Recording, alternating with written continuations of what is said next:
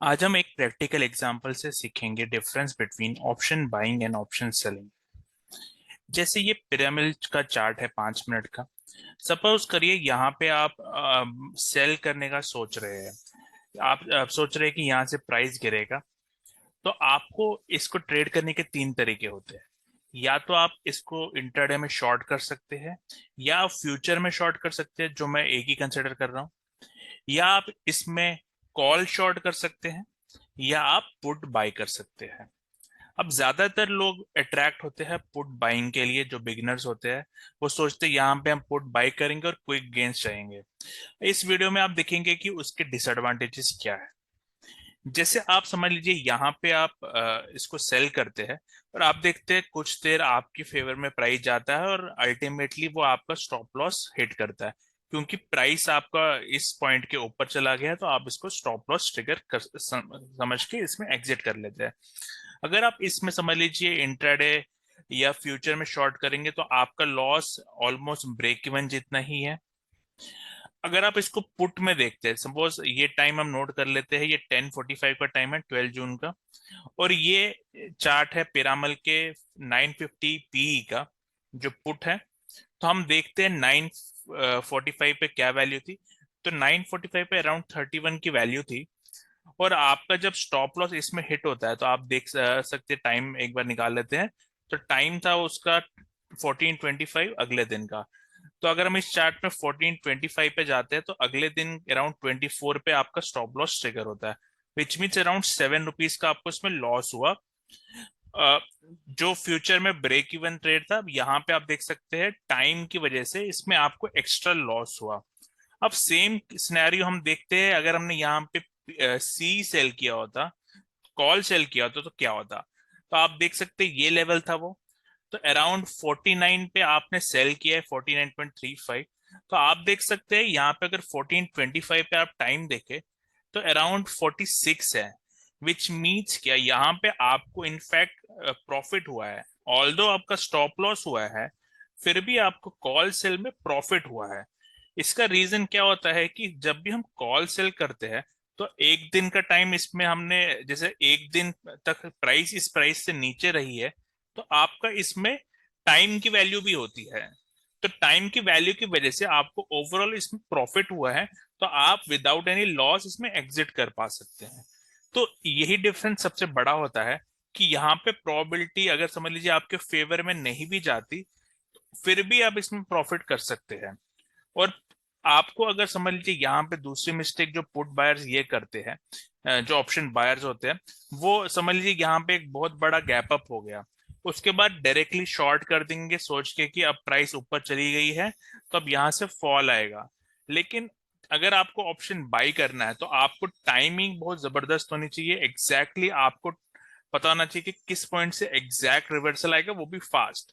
जैसे समझ लीजिए यहाँ पे एक प्राइस एक स्ट्रक्चर बना रही है, यहाँ पे लो मारा, फिर ये लो को ब्रेक करके यहाँ पे हाई मारा, और जैसे ही ये स्ट्रक्चर ब्रेक हुआ तो इस पॉइंट पे आप ऑप्शन बाई कर सकते हैं। बट इसमें भी अगर समझ लीजिए इसमें भी कुछ ऐसे टाइम आएंगे जब आपके फेवर में, समझ लीजिए आप इस पॉइंट पे हैं, फिर से आप यहाँ पे ऑप्शन बाई करते हैं। तो यहाँ पे आप देख सकते हैं इतना बड़ा, जैसे मैं अगर ये सिनेरियो इसमें कंसिडर करूं तो ये टाइम हम नोट कर लेते हैं। ये है 1 बजे का टाइम। अगर आप एक यहाँ पे आप समझ लीजिए पुट बाई कर रहे हैं तो आपके फेवर के अगेंस्ट प्राइस चली गई। तो उस टाइम पे क्या होता है वो हम देख लेते हैं। तो देख सकते हैं यहाँ पे इस टाइम पे 46 का प्राइस चल रहा था पी में। आपके अगेंस्ट जब प्राइस जाती है तो बहुत फास्ट जाती है। और यहाँ पे आप देख सकते हैं 27 तक ये प्राइस अराउंड 46 से 27 तक चली गई। विच मीन्स अगर इसका लॉट 550 का है, 550 क्वांटिटीज होती है, तो यहाँ पे आपको बहुत ही बड़ा लॉस हो रहा है। तो इसको होल्ड करने में भी हमेशा प्रॉब्लम आती है, क्योंकि ऑप्शन जब बाई करते तो आप ज्यादा देर अगर होल्ड करोगे तो आपके अगेंस्ट प्राइस जानी ही जानी है, क्योंकि इसमें टाइम फैक्टर होता है। और एक छोटे से मूव, अपोजिट डायरेक्शन के मूव में भी आपका सारा प्रॉफिट जा सकता है। मतलब इसमें पैसा बनाना में आपको एक तो टाइमिंग भी चाहिए और आपको क्विक एग्जिट्स भी चाहिए होते हैं। But on the other hand आप अगर आप सी की बात करें तो यहाँ पे अगर हम देखें तो इस लेवल पे अगर आपने कॉल सेल भी किया होता तो यहाँ से आप देखते ₹11 से ₹22 का ही अपसाइड आया है, विच मीन्स आपको लॉस 11 पॉइंट्स का हुआ है, जबकि यहाँ पे आपको ₹20 का लॉस हुआ था।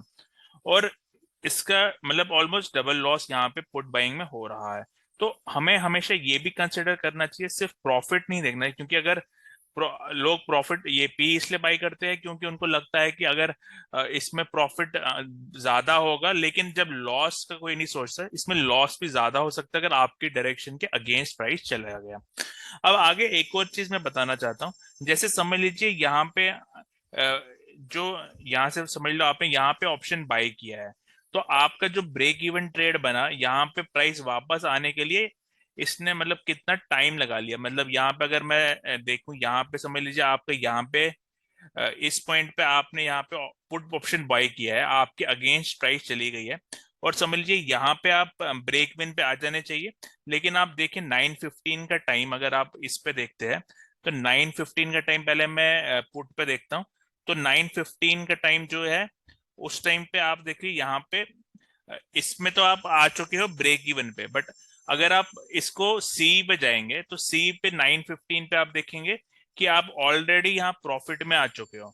आप यहाँ पे आपने सेल किया था, तो ऑल्दो दोनों फ्यूचर में भी और पुट में भी आप सिर्फ ब्रेक इवन पे हो, लेकिन आप कॉल में ऑलरेडी यहाँ प्रॉफिट में आ चुके हो। ऑलमोस्ट आपको यहाँ पे 50% का डिके ऑलरेडी हो चुका है, विच मीन्स आपके फेवर में जैसे ही प्राइस जाने लगती है सेलिंग में, तो यहाँ पे आपका प्रॉफिट उतना ही बढ़ जाता है।